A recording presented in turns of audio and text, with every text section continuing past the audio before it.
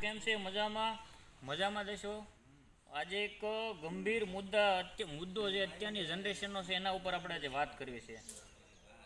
અત્યારની જનરેશનનો લવ નામની બીમારી વધારે પડતી લાગી ગઈ છે. તો તમારા મનમાં ઓબ્વિયસલી સવાલ થતો હશે કે ભાઈ લવ કરવો જોઈએ કે ના કરવો જોઈએ? હા મિત્રો, લવ કરવો જોઈએ, પણ એવું પાત્ર હોય જે તમારા લાયક હોય, તમારા પૈસાની નહીં પણ તમારી કદર કરતું પાત્ર મળે તો તમે લવ કરો બિંદાસ. અને આવું કોઈ પાત્ર હોય તો મેરેજ પણ કરો, કોઈ વાંધો નથી કોઈને, પણ તમારા લાયક તો પાત્ર હોવું જોઈએ ને. કાલે ઉઠીને સમય ખરાબ, ભાઈ સમય એવો આવે કે તમારે કોઈ સમય બીમારી લાગુ પડે તો પૈસા પાછળ જે માણસ તમારી જોડે લવ કરે છે એ તો તમને ઓબ્વિયસલી મૂકીને જતી જ રહેવાની છે. એ ટાઈમે કોઈ તમારા જોડે કાયમ નહીં આવે. તો પાત્ર એવું મિત્રો ગોતવાનું કે તમારી કેર કરે એટલી જ તમારા પરિવારની કેર કરતું હોય, જેને તમારી કરતાં તમારા પરિવારની વધારે ચિંતા હોય. આવું પાત્ર, લાયક પાત્ર ગોતવું જોઈએ, જેનાથી તમે તો ખુશ રહો, તમારો પરિવાર પણ ખુશ રહેવો જોઈએ.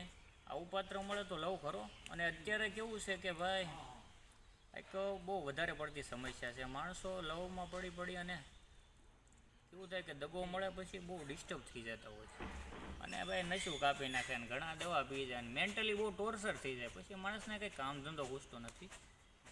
આવા સમયમાં બહુ સમસ્યા છે અને આના નિરાકરણ પણ કોઈ છે નહીં. લવ વસ્તુ એવી છે કે આની કોઈ ડૉક્ટરે દવા ના કરી શકે. તમારે દવા તમારાથી જ તે થાય, મનથી જ તે તમારે કાઢવું પડે, અને અમુક માણસોની ટેવ કાઢવી બહુ મુશ્કેલ થઈ જાય છે.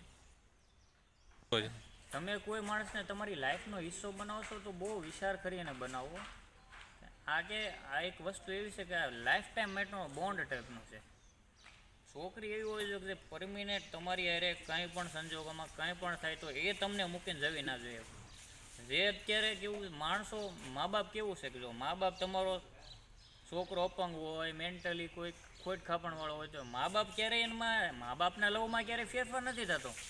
મોટા છોકરાને લવ કરે એટલો જ નાના છોકરાને લવ કરતા હોય છે. છોકરી પણ આવી હોવી જોઈએ કે તમારી કેર કરે, તમારા પરિવારની કેર કરે.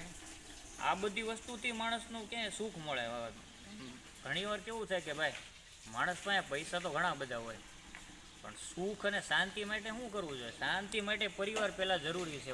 પરિવારનું સાથ બહુ જરૂરી છે. પૈસાથી ખાલી શાંતિ મળે એ વસ્તુ ખોટી છે. ઘણા માનતા હોય, એના ઉપર આપણે કોઈ ચર્ચા નહીં કરીએ.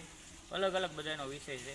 મારું તો ખાલી એટલું જ કહેવાનું છે ભાઈ, તમારે શાંતિ જોઈએ છે તો પૈસા તો ઠીક છે, 2 નંબરની વસ્તુ છે, પણ ફેમિલી ખાસ ઇમ્પોર્ટન્ટ છે.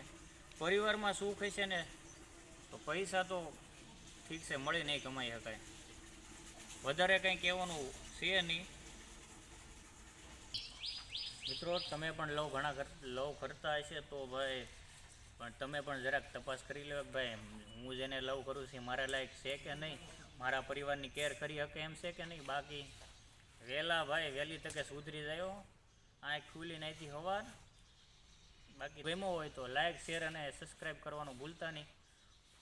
આવા જ કંઈક વિડીયો સાથે નવા વિચારો અને નવી વાત સાથે મળીશું નવા વ્લોગમાં. ત્યાં સુધી બધા મિત્રોને જય શ્રી કૃષ્ણ, રાધે રાધે.